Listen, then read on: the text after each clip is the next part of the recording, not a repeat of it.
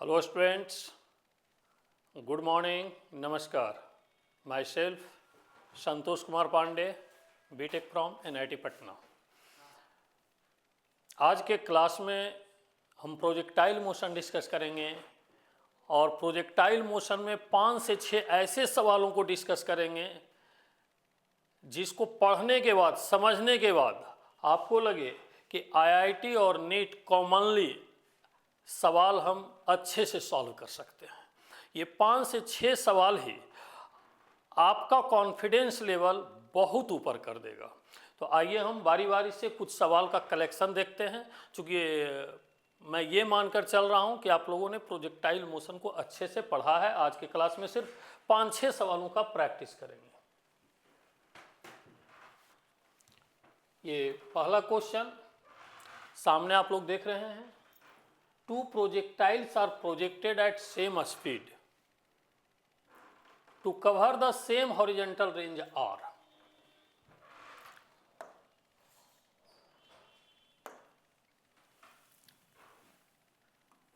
Same horizontal range R. ये आपके काम का बात है।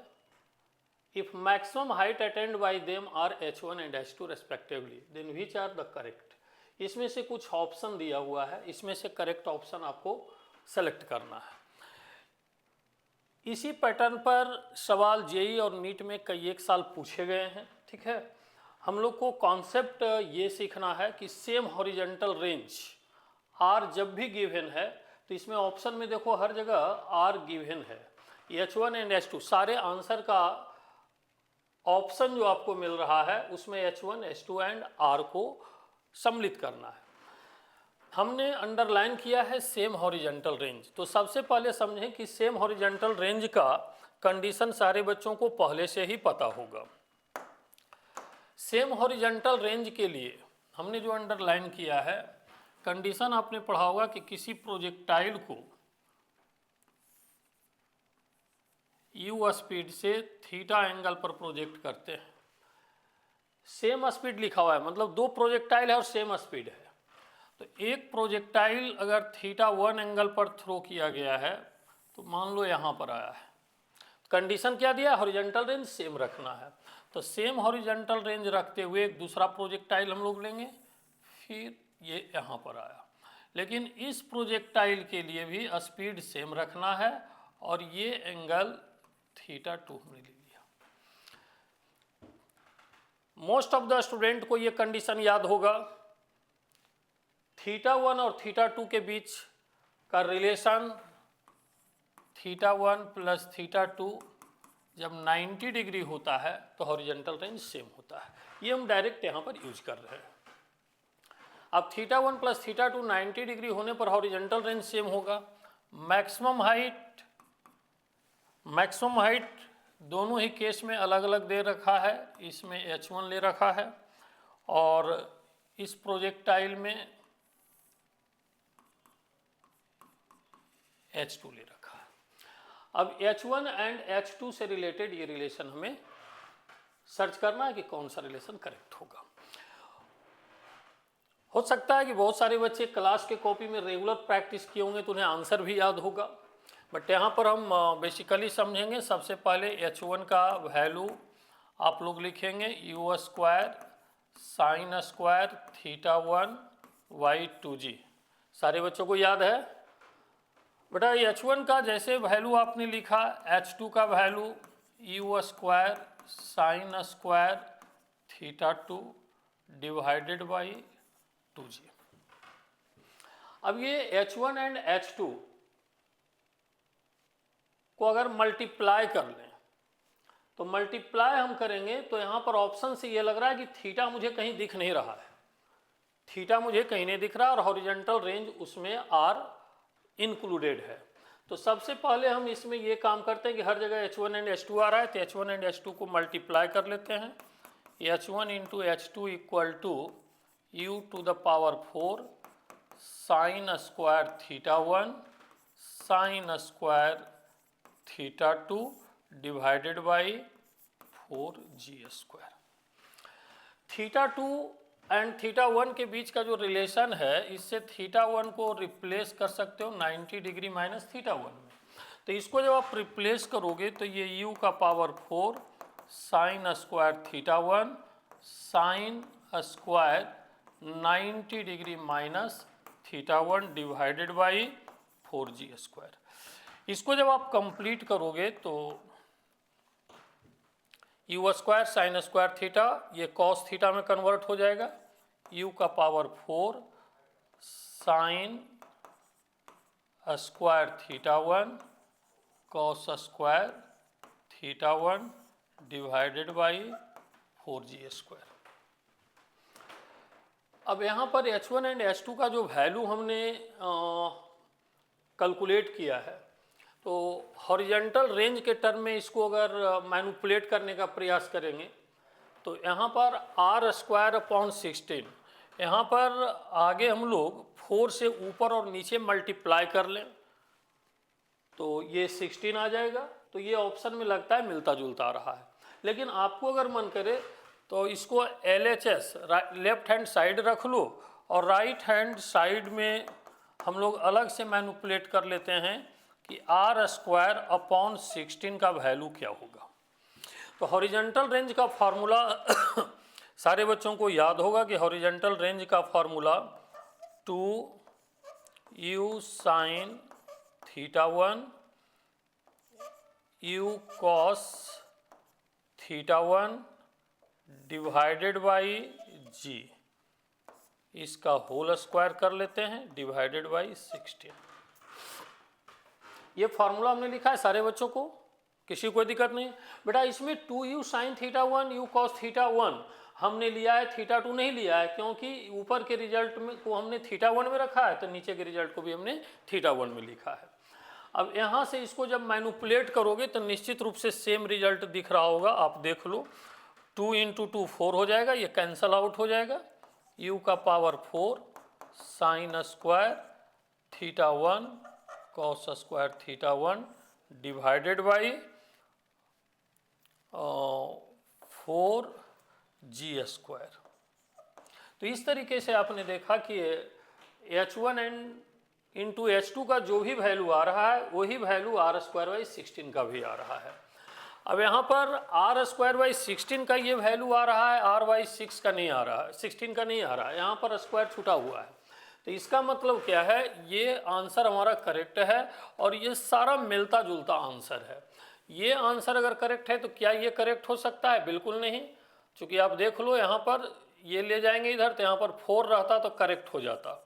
जेई में कभी पूछा हुआ सवाल है, यहाँ पर 4 रहता तो करेक्ट हो जाता, लेकिन यहाँ पर 16 है इसलिए ये भी रॉन्ग है, ये भी रॉन्ग है, इसलिए आंसर हमारा ये हो गया। अब नेक्स्ट सवाल हम लोग देखते हैं। अच्छा, नेक्स्ट सवाल मिलता जुलता सेम ही सवाल है, होमवर्क किया हुआ, इसको आप लोग खुद कर लोगे। 2 projectiles are projected at same speed to cover the same horizontal range. इसमें आप देखो कि सेम हॉरिजॉन्टल रेंज का फिर भी मामला आ गया। जहां भी सेम हॉरिजॉन्टल रेंज होगा theta 1 plus theta 2 equal to 90 degree, ये लेकर हमेशा चलेंगे। वहाँ पर maximum height h1 and h2 दिया हुआ था, यहाँ पर time of flight t1 and t2 दिया हुआ है। जिस तरीके से हमने किया था t1 इंटू t2 को आप मल्टीप्लाई कर लो, फिर देखो उसका वैल्यू क्या आता है और इसमें से चेकआउट कर लो r/g या 2r/g किसके बराबर होता है। चूँकि ये फेमस सवाल है, आंसर मैं आपको बता देता हूँ।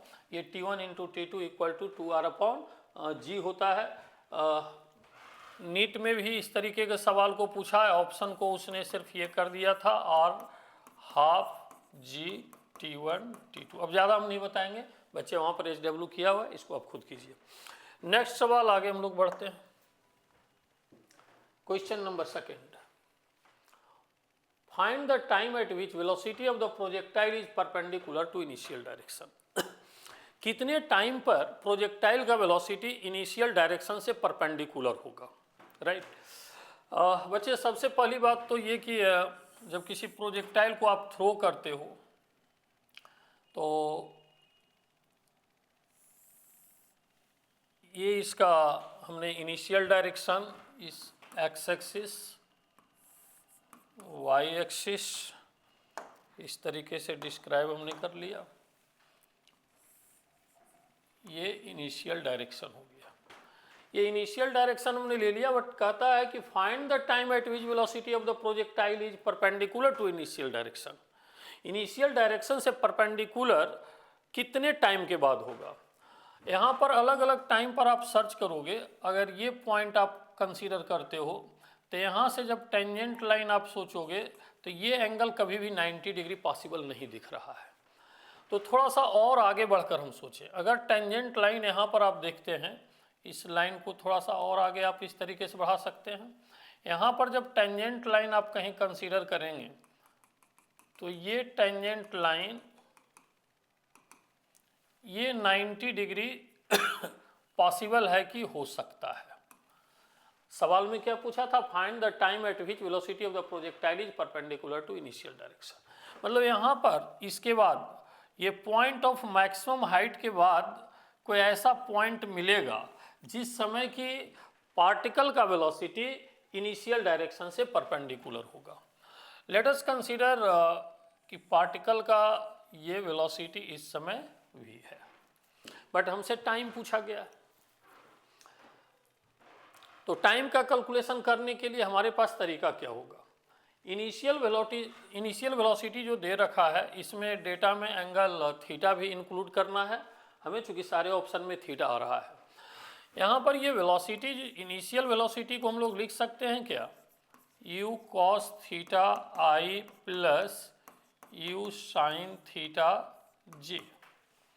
लेकिन पार्टिकल जब इस पोजीशन पर पहुंचा है, t टाइम की अगर हम बात करें तो ये वेलोसिटी का दो कंपोनेंट vx और vy हो जाएगा। vx का कंपोनेंट x कंपोनेंट में कभी कोई चेंज नहीं होता है, वह u cos थीटा ही रहेगा।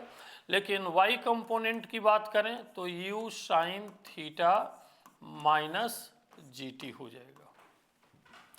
अब बच्चे यहाँ से इसको वेक्टर फॉर्म में अगर प्रोजेक्ट कर लें, v equal to u cos theta i plus u sin theta minus gt into j. अब यहाँ पर वेक्टर फॉर्म में दोनों वेलोसिटी को हमने लिख लिया, और वेक्टर चैप्टर में आप लोगों ने पढ़ा था कि if two vectors are perpendicular to each other then their dot product must be equal to zero. Then बच्चे इसका हम डॉट प्रोडक्ट निकालेंगे v डॉट u और इसको जीरो पुटअप करेंगे। सबसे पहले डॉट प्रोडक्ट में आप i डॉट i 1 होता है, इसको आमने सामने मल्टीप्लाई कर लेते हैं, u square cos square theta plus u sine theta minus gt equal to zero. That imply u square cos square theta plus u square sine square theta minus u sine theta into gt equal to zero. इसको आप common अगर कर लेते हो तो common करने के बाद बच्चे ही क्या रह जाएगा, u square cos square theta plus sine square theta 1 हो जाता है, तो minus u sine theta into gt equal to zero. That implies t equal to u upon g sine theta. मिलता जुलता कई एक ऑप्शन इसमें आ रहा होगा, बट ये गलत है। ये तो टाइम ऑफ एसेंट, जो भी बच्चे पहले से फार्मूला सब याद रखते होंगे उन्हें पता होगा कि ये टाइम ऑफ एसेंट का है, ये तो ऐसे ही गलत था। t equal to u by g sine theta, ये ऑप्शन सही है, ये ऑप्शन सही है। ऑटोमेटिक ये गलत है, ये सारे के सारे गलत हैं। Next question number 3। Question number 3 बहुत अच्छा सवाल है। Average velocity and projectile motion का मिक्सअप सवाल है। Find the average velocity of the projectile between initial point and the point of maximum height. Initial point and the point of maximum height.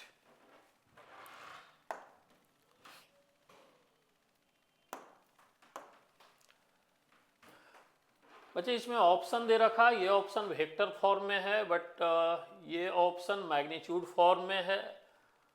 इसमें option 3 में कह रहा है 1 और 2। इसका मतलब क्या है, 1 और 2 दोनों हमें चेक करके देखना होगा।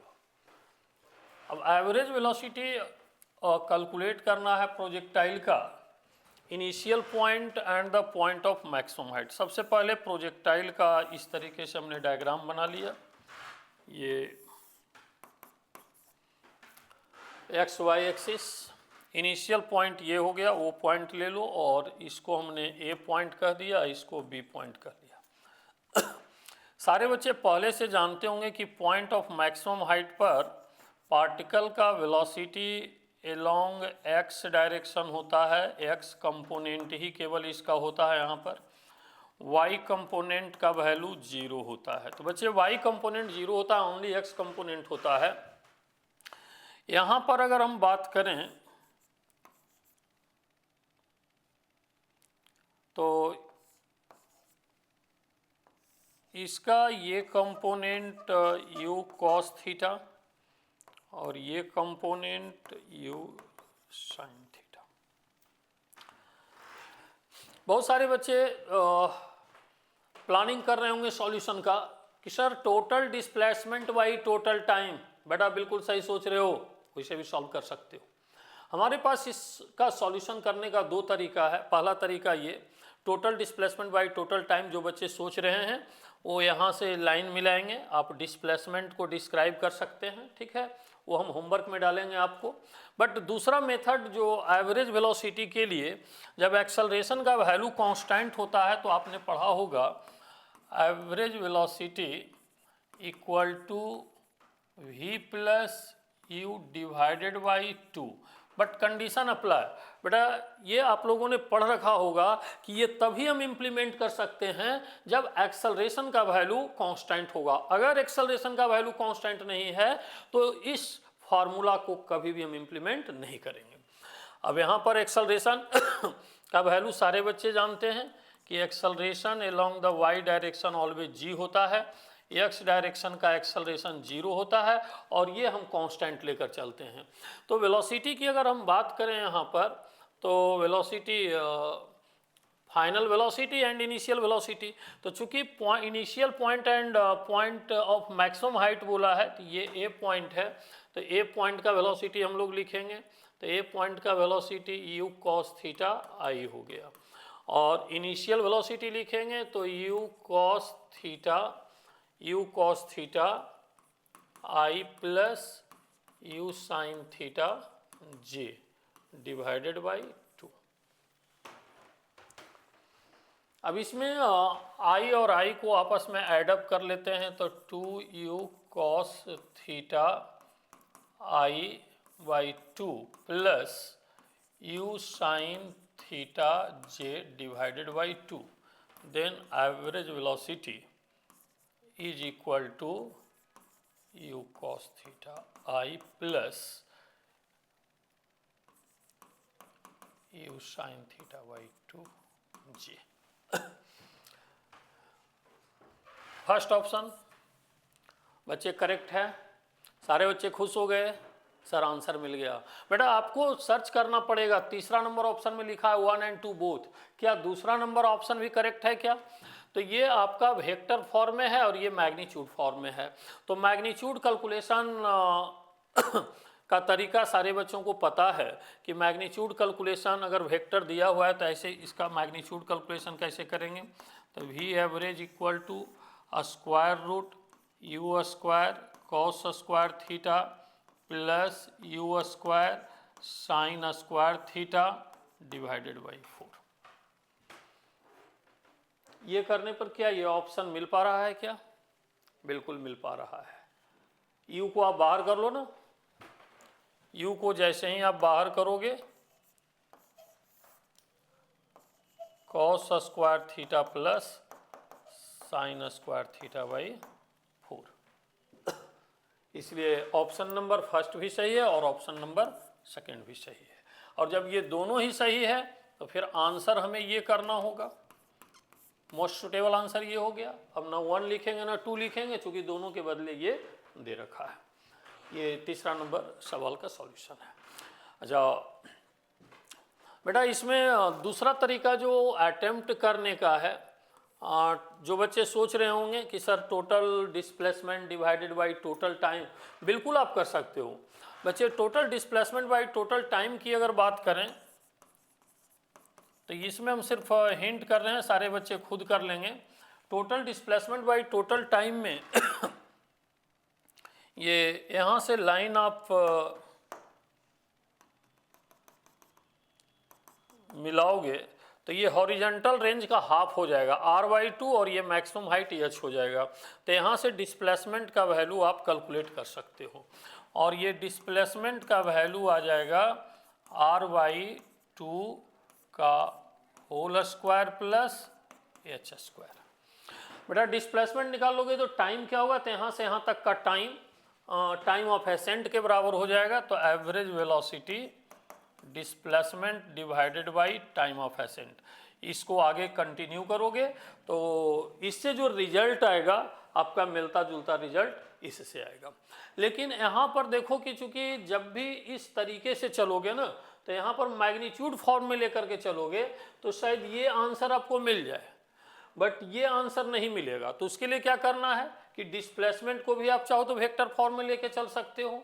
यहाँ पर डिस्प्लेसमेंट लिखोगे तो r/2i प्लस hg, इस तरीके से लेकर चलो तो आपका ऑप्शन 1 भी आ जाएगा। आप लोग कर लोगे, वेरी गुड। चलिए इसके बाद क्वेश्चन नंबर नेक्स्ट, चौथा नंबर क्वेश्चन बच्चे काफी अच्छा सवाल है, सारे बच्चे देख लो अच्छे से। इक्वेशन ऑफ ट्राजेक्टरी सभी को याद है? बिल्कुल। कुछ बच्चे सोच रहे होंगे सर इक्वेशन ऑफ ट्राजेक्टरी जो मुझे याद है वो तो इसमें कहीं ऑप्शन में ही नहीं दे रखा है। बेटा जेईई नीट लेवल पर जब सोचते हो तो आपको ऐसे ही सोचना होगा। जो सामान्य बच्चे सोचते हैं, जेईई नीट वाले बच्चे को थोड़ा अलग सोचना होता है। ये डायग्राम भी आपको दिया हुआ है, इस डायग्राम से रिलेटेड ऑप्शन को सेलेक्ट करना है। बट जो बच्चे सोच रहे हैं कि सर इक्वेशन ऑफ ट्राजेक्टरी तो हम लोग पहले से ही पढ़ रखे हैं, y = x tan theta minus half g x square y u square cos square theta, तो इसमें कोई ऑप्शन ही नहीं है। लेकिन आपने जो पढ़ रखा है बिल्कुल सही पढ़ रखा है, आपने कोई गलती नहीं पढ़ रखा है। इसमें इसने क्या कर रखा है, हॉरिजेंटल रेंज को शामिल कर रखा है।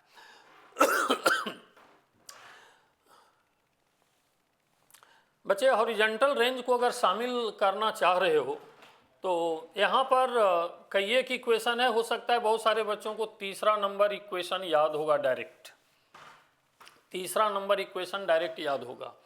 ओनली वन चॉइस करेक्ट रहता ना तब तो सारे बच्चे खुश हो जाते, सर तीसरा नंबर करेक्ट है, इसको टिक आउट किया आगे निकल लिया। बट यहाँ देखो ऑल भी दे रखा है, इसका मतलब 1 और 2 को भी आपको सर्च करना होगा। तो 1 और 2 को भी सर्च करना होगा तो सबसे पहले तो इसको सर्च कर लो कि ये और ये सेम है या नहीं। बिल्कुल आपको सेम मिलेगा, x tan थीटा यहाँ से आप कॉमन कर लो।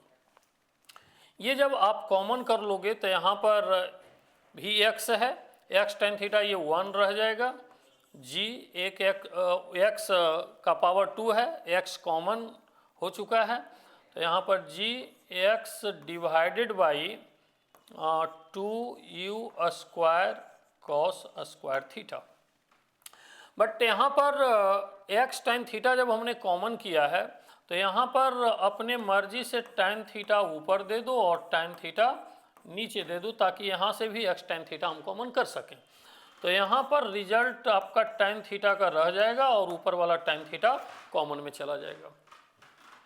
अब इसको रीअरेंज करके देखो तो निश्चित रूप से ये रिजल्ट थर्ड नंबर आपको मिल चुका होगा, 1 minus x divided by 2u cos theta और sine theta by cos theta में 1 cos थीटा कैंसल आउट हो जाएगा तो u sine theta divided by g। Most of the student को याद होगा कि ये हॉरिजॉन्टल रेंज का फॉर्मूला है, इसलिए ऑप्शन नंबर 3 करेक्ट है। और जिन बच्चों को लगता है कि ऑप्शन नंबर 3 करेक्ट है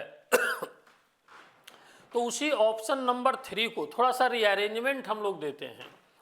इसको अगर आप रीअरेंजमेंट देना चाहोगे तो tan theta equal to x को इधर कर लिया, y upon x upon 1 minus x y r, और रीअरेंजमेंट देना आप चाहते हो तो y upon x r minus x, और जो r नीचे आया था ये r ऊपर चला गया।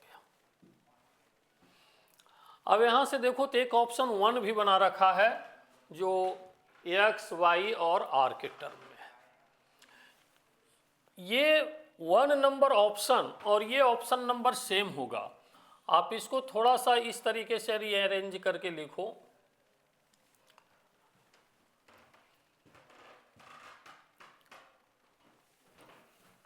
y upon x upon y upon r minus x.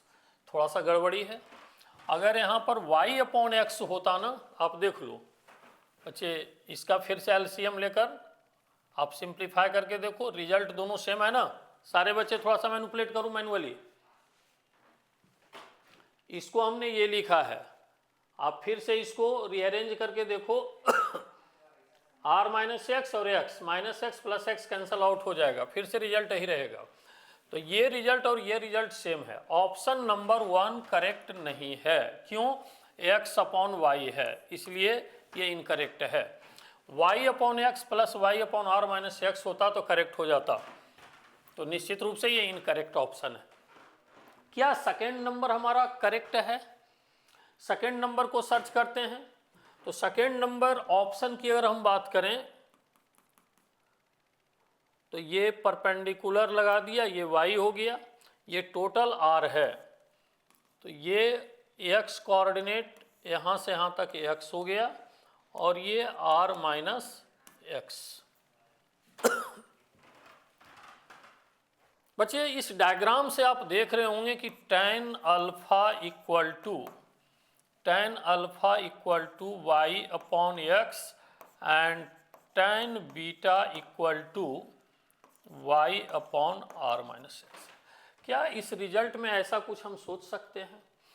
तो ऐसा सोच यूँ सकते हैं कि ये जो रिजल्ट आपका है tan theta equal to y upon x plus y upon r minus x, तो tan theta minus tan beta यहाँ दे रखा है ना, तो यहाँ पर लिख सकते हैं आप tan theta equal to y upon x plus y upon r minus x. tan beta का वैल्यू है, ये देखो tan बीटा, इसको आप इधर कर लो तो tan theta minus tan beta equal to y upon x. But यहाँ पर x अपॉन y कर रखा है, इसका मतलब ये भी ऑप्शन गलत है। अगर यहाँ पर y अपॉन एक्स कर रखा होता ना तो ऑप्शन 2 भी हमारा करेक्ट होता। इसका मतलब ओनली ऑप्शन 3 ही करेक्ट है। मतलब ये सवाल में एक ही ऑप्शन करेक्ट था, बट इस तरीके से ऑप्शन को अरेंज किया था कि आपको हर ऑप्शन चेक करके चलना पड़ रहा था। ये क्वेश्चन नंबर 4 के बाद क्वेश्चन नंबर 5 देखते हैं।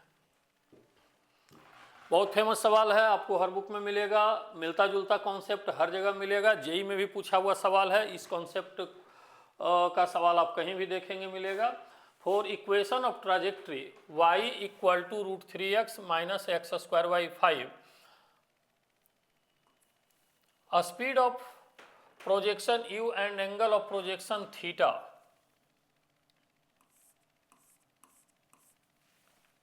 ये फालतू की बातें हैं। Speed of projection u and angle of projection theta के लिए ऑप्शन दे रखा है, इसमें से करेक्ट ऑप्शन आपको सेलेक्ट करना है। सॉल्यूशन का 2 मेथड है, बट सबसे सिंपल मेथड जो है उसको हम डिस्कस करेंगे। Equation of trajectory most of the student को याद होता है, y equal to tan theta x minus half g x square by u square cos square theta. ये standard equation we know. Projectile का स्टैंडर्ड इक्वेशन ऑफ ट्राजेक्ट्री हम लोग सारे बच्चों को याद होगा, सारे बच्चों को याद होगा y equal to tan theta x minus half g x square upon u square cos square theta. But यहाँ पर जो गिवन इक्वेशन है ये √3x minus x square upon 5, तो दोनों को कंपेयर करते हैं। जो स्टैंडर्ड इक्वेशन हमारा और जो गिवन इक्वेशन है, इन दोनों इक्वेशन को जब हम कंपेयर करेंगे तो यहाँ पर tan theta √3 then theta equal to 60 degree, theta equal to 60 degree एक ही ऑप्शन में है, इसके बाद है ही नहीं। अब u का वैल्यू आप ना भी कैलकुलेट करो तो ऑप्शन नंबर 1 करेक्ट है। कभी कभी ऐसे सवाल होते हैं जहां पर ऑप्शन जब देखोगे तो लगेगा पूरा सवाल भी हमने नहीं सॉल्व किया और आंसर हमने कर लिया, उसी कैटेगरी का ये ऑप्शन दिया हुआ है। बट कुछ बच्चे इंटरेस्टेड होंगे कि सर अगर u कैलकुलेट करना है तो कैसे कैलकुलेट करेंगे, how we can calculate the speed of projection, speed of projection को हम कैसे कैलकुलेट करेंगे। तो स्पीड ऑफ प्रोजेक्शन को कैलकुलेट करने के लिए आपने इसका कंपैरिजन इसके साथ कर रखा है ना, आपने इसका कंपैरिजन इसके साथ कर रखा है। तो फिर यहाँ एक्स स्क्वायर के बगल में जितने भी वैल्यू हैं इसका कंपैरिजन आप करोगे तो इससे कर लो। इसका मतलब यह है कि g upon 2u square cos square theta equal to x square equal to x square 5। सारे बच्चे देख लो, किसी को कोई दिक्कत? ये जब कंपेरिजन हमने किया तो यहाँ से जो रिजल्ट आ रहा है, हमें u का वैल्यू चाहिए ना, तो u square equal to 5 into g, ये इधर चला गया और हमें u स्क्वायर चाहिए divided by 2 cos square theta, 5 into 10 divided by 2 cos square theta का वैल्यू, थीटा 60 डिग्री हमने पहले ही कैलकुलेट कर रखा है, तो cos square 60 degree 50 divided by 2 into 1/4,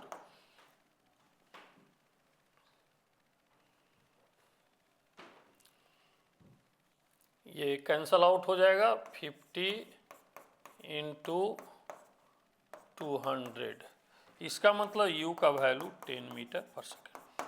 तो ये ऑप्शन नंबर 1 तो मैंने पहले ही करेक्ट कर दिया था। इसमें ये सुविधा आपको दिया हुआ था कि अगर आप एक भी कैलकुलेशन करेंगे तो दूसरा ऑटोमेटिक उसी ऑप्शन में मिल ही रहा था। मैंने आज कहा था कि 5 to 6 क्वेश्चन करेंगे, ये लास्ट क्वेश्चन 6 नंबर है, इसको हम लोग देखते हैं। When velocity of the projectile becomes perpendicular to the initial velocity v naught, when velocity of the projectile becomes perpendicular to the initial velocity v naught, initial velocity v naught दे रखा है, इसमें लिखा है ब्रैकेट, मुझे लगता है यहाँ पर प्रिंटिंग इशू हुआ है, take angle of projection theta, angle of projection theta आपको लेना है और प्रोजेक्टाइल का वेलोसिटी इनिशियल वेलोसिटी से परपेंडिकुलर है। Then velocity of projectile is, projectile का वेलोसिटी इसमें से कौन होगा। डायग्राम इसका अगर हम लोग ड्रॉ करें तो इस तरीके का डायग्राम आप लोग समझ पा रहे होंगे कि इनिशियल डायरेक्शन ये हो गया और ये कहा गया है कि किसी समय प्रोजेक्टाइल का वेलोसिटी परपेंडिकुलर है। तो परपेंडिकुलर जैसा कि पहले भी एक सवाल हमने डिस्कस किया था, उसमें इधर की ओर आप लाइन लो ऐसे, तो ये देखो तो 90 डिग्री का दिख रहा है इनिशियल डायरेक्शन से, लेकिन अगर ये थीटा एंगल होगा तो ऑटोमेटिक है कि ये एंगल 90 डिग्री माइनस थीटा हो जाएगा।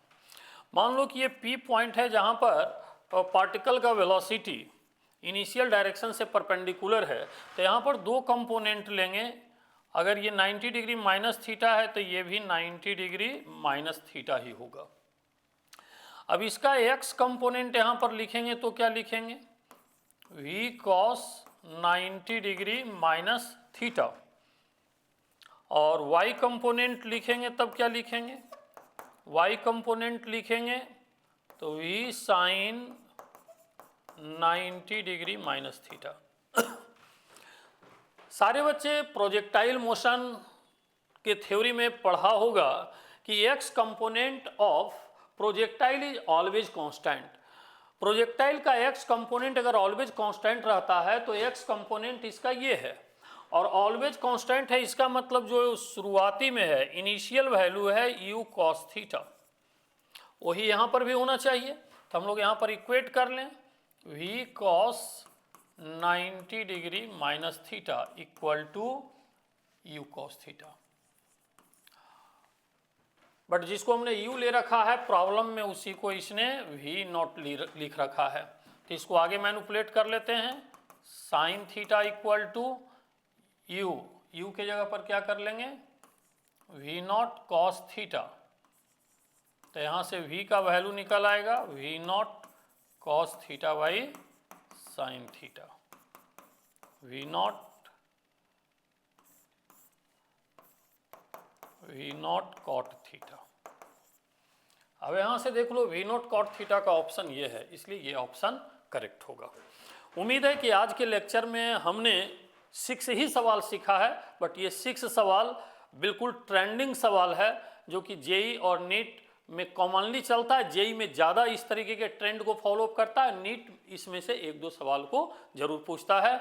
ओके, थैंक यू, फिर मिलेंगे हम लोग।